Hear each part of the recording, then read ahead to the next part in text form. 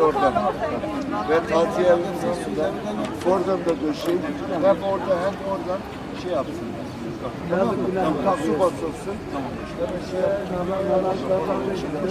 Sabahleyin gördüğümüz gibi Balıklı Göl'de de sel baskını olmuş. Bu sel baskınıyla birlikte merkez 3 belediyemiz Eyüpiye, Kalikiye ve Karaköprü'ye de müracaat ederek bizim elimizdeki su tankerlerinin tamamını da devreye koyarak, ilçe belediyelerimizin tankerlerini de devreye koyarak şebeke suyu olduğunda, klorlu olduğunda balıkları etkileyebilir. Suyu suyuyla balıklı göle takviye yapacağız. Gün boyu gerekirse yarın öbür günde devam edeceğiz. Ayrıca sahada su taşıması yapan traktörlerin tamamıyla da görüşüldü. Onların da tamamı su çekmesi sağlandı. Halihazırda devam etmekte. Şu anda arkadaşlarımız devredahil yapmakta.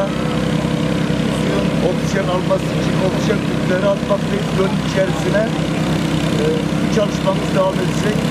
Halkımızın müşteri olmasını istiyoruz.